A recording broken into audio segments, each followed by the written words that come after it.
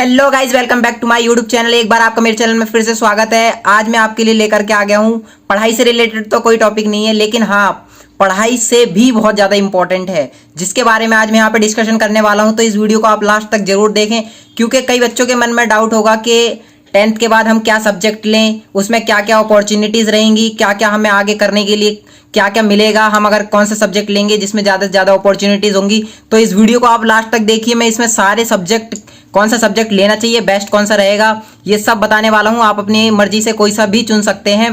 तो इस वीडियो को लास्ट तक देखें, आपको सब कुछ यहाँ पे पूरी तरह से क्लियर हो जाएगा। तो मैं यहाँ पे बताने वाला हूँ। तो चलिए इस वीडियो को जल्द से जल्द शुरू करते हैं।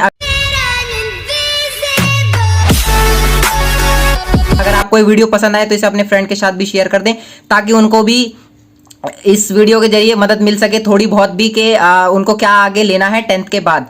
तो अब जैसे कि आपको पता ही है कि क्या हो चुका है, हमारे अब ऑब्जेक्टिव क्राइटेरिया आ चुका है, जिससे कि आपको अब 10th में आपने किसी ने मतलब कि एग्जाम दिए नहीं है, तो अब उनको उसी के बिहाफ पे मार्क्स मिलने वाले हैं, ऑब्जेक्टिव क्राइटेरिया। तो अब इसमें से कई जिनने बहुत ज़्यादा तैयारी करी होगी वो बहुत ज़्यादा मतलब सैड फील कर रहे होंगे। तो ऐसे कोई बात नहीं है, कभी भी कुछ भी बुरे के लिए नहीं होता है गाइज। आपने अगर 10th में बहुत अच्छे से मेहनत करी है ना, तो आपको उसका रिजल्ट आगे एब्सोल्युटली जरूर मिलेगा। रियली आपको इसका रिजल्ट जो है वो 10th 11th में आने पर और 12th में भी आपको 100% मिलेगा ही मिलेगा, क्योंकि आपने वहाँ पे प्रिपरेशन करी है। तो कभी भी भगवान किसी के साथ गलत नहीं करते कि मतलब उसको कुछ इस तरीके से। तो गाइज आप इस वीडियो को लास्ट तक बिल्कुल ध्यान से सुनते रहिए और देखते रहिए। तो क्या होता है कि अब ऑब्जेक्टिव क्राइटेरिया की वजह से अब आपको लगेगा कि हम 11th में ऐसा क्या सब्जेक्ट लें।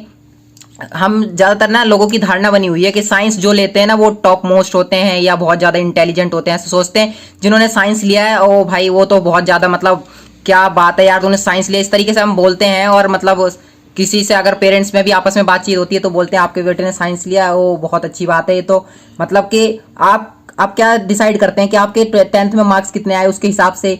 तो आप आपके मार्क्स कभी भी आपको डिसाइड नहीं करेंगे गाइस कि आप क्या करेंगे आप अपनी लाइफ में। कभी भी आपके मार्क्स आपको ये नहीं बताएंगे कि आपको आगे क्या करना है, वो आपकी नॉलेज बताएगी कि आपने कितनी नॉलेज गेन करी है। कई लोग क्या करते हैं, फर्रे बना के इस तरीके से चेप चाप के पास हो जाते हैं और सोचते हैं आगे हमें बहुत मतलब पास हो गए, अब तो बस बढ़िया है, आगे हमें अपॉर्चुनिटीज़ है, अब हम कुछ भी कर लेंगे। तो ऐसा नहीं होता है। उन्होंने कुछ भी नॉलेज गेन नहीं करी, आपने नॉलेज गेन करी है। इस वजह से ही कुछ जो पढ़ाई में टॉप मोस्ट होते हैं वो कुछ कर जाते हैं, और जो नहीं जिन्होंने नहीं करा होता वो कुछ भी नहीं कर पाते। तो अब यहाँ पे हम आगे बात कर लेते हैं कि आपको क्या सब्जेक्ट लेना चाहिए और क्या नहीं लेना चाहिए। तो चलिए देखिए, सबसे पहले आपके सब्जेक्ट क्या आ जाते हैं। जैसे ही आप 10th पास करेंगे, आप 10th पास करना ना करना तो एक ही बात हो गई, सभी पास ही हैं, ऑलमोस्ट अब पास हैं। तो क्या है, आप जैसे ही आप 11th में पहुँचते हैं तो आपके पास अपॉर्चुनिटीज़ आती हैं 3। आप 3 चीज़ें चुन सकते हैं। जैसे ही आप 11th क्लास में एंटर करते हैं तो आपके पास 3 सब्जेक्ट आते हैं कि आपको इनमें से क्या। तो आपके पास यहाँ पे जो अपॉर्चुनिटीज़ आ जाती हैं वो एक साइंस है आपका सब्जेक्ट, और एक मैथमेटिक्स है, और एक आर्ट्स है। 11th में जाने पे आपको 3 सब्जेक्ट मिलेंगे, साइंस, मैथमेटिक्स और आर्ट्स। तो अब देखिए, साइंस है और मैथमेटिक्स, यानी यहाँ पे आपका कॉमर्स आ जाता है। कॉमर्स विद मैथ आप कुछ भी ले सकते हैं, कॉमर्स के साथ इको ले सकते हैं। मतलब आपका मेन आते हैं साइंस, कॉमर्स और आर्ट्स। अब इसमें तीनों में ही बहुत सारी अपॉर्चुनिटीज़ अवेलेबल हैं, लेकिन आपको देखना होगा कि आपका कई लोगों के पास अपने गोल डिसाइड होते हैं, उस तरीके से वो अपना काम करना शुरू कर देते हैं। जैसे 11th में जाते हैं, जैसे किसी को मतलब डॉक्टर बनना है, किसी को लॉयर बनना है, किसी को CA बनना है, IAS बनना है, तो वो उसके हिसाब से अपना स्टार्ट कर देता है। 11th में जाते ही सब्जेक्ट वो चुन सकता है। लेकिन किसी किसी के एम डिसाइड नहीं होते, वो 10th में उनको कुछ पता ही नहीं होता, उनने कुछ भी सब्जेक्ट लिया होता है। अब 11th में भी उनका कुछ डिसाइड नहीं होता, तो यहाँ पे मतलब वो समझ सकते हैं कि आगे उनको करना क्या है। तो देखिए, इसमें सबसे पहले अगर आपको CEO बनना है, अगर किसी कंपनी में आपको CEO बनना है, आपको डॉक्टर बनना है, इंजीनियर बनना है, या आपको अपनी कंपनी का ओनर बनना है, या उसका मैनेजमेंट संभालना है, या IAS ऑफिसर बनना है, तो ये आपके कुछ मतलब एम्स होते हैं जो आपके होते हैं डिसाइड, जो कि आप सभी लोगों को इसमें से कुछ ना कुछ करना चाहते हैं। ये सबके एम डिसाइड होते हैं। तो लेकिन अब वो डिपेंड करता है कि आप किस फील्ड से हैं, आप कौन सा सब्जेक्ट लेंगे, उसी के हिसाब से ही आप इन सब चीज़ों को चुन सकते हैं। तो अब आप क्या करेंगे ये देखते हैं। सबसे पहले आपको देखना क्या है कि आप इनमें से कौन सा सब्जेक्ट लें। इसके बारे में आपको ये सोचना होगा कि आपका इंटरेस्ट किस फील्ड में है।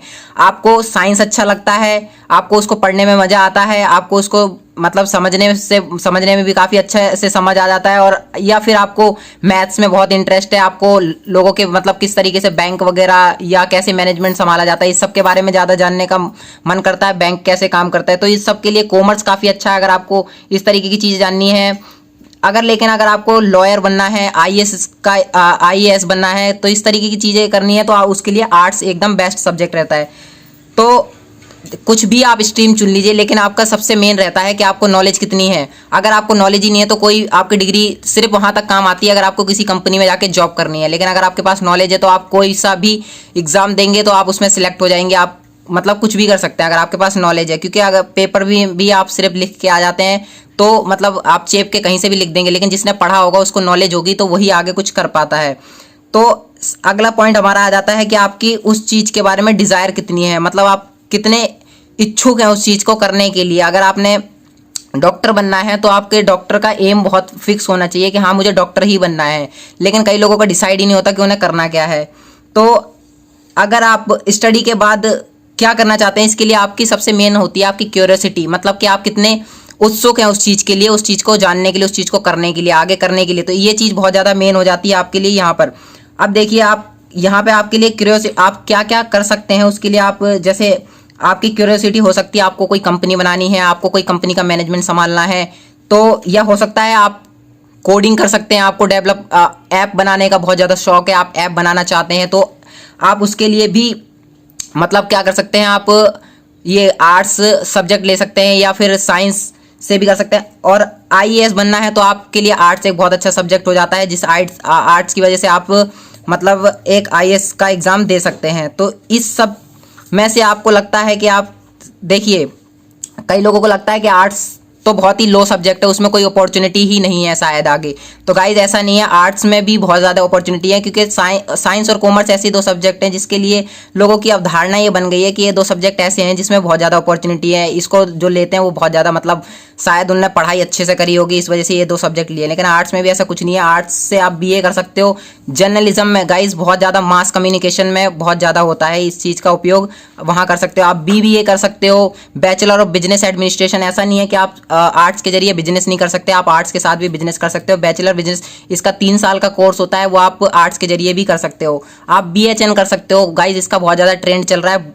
बीएचएन में क्या होता है, बैचलर ऑफ होटल मैनेजमेंट। आप मतलब किसी होटल का मैनेजमेंट किस तरीके से संभालना है इसके बारे में पूरा कोर्स है, वो आपका 3 ईयर्स का हो जाता है। इसका टाइम ड्यूरेशन जो है वो गाइज 3 ईयर्स के लिए होता है। आप चाहें तो बैचलर ऑफ इवेंट मैनेजमेंट भी कर सकते हो गाइज, ये भी आपका आर्ट्स के जरिए हो सकता है। आप लॉ कर सकते हो। आप गाइज बड़ी से बड़ी पार्टी ऑर्गेनाइजेशन के लिए भी आप इसमें मतलब ये कोर्स कर सकते हो, बैचलर इवेंट मैनेजमेंट। ये बड़ी बड़ी पार्टीज जो किस तरीके से ऑर्गेनाइज होंगी उस चीज़। If you like this video hit the subscribe button and like and comment. अगर आपको इस पर पूरी डिटेल वीडियो चाहिए तो आप मेरे को कमेंट सेक्शन में बता सकते हैं, मैं इसके ऊपर पूरी डिटेल वीडियो बना दूंगा। Thanks for watching guys.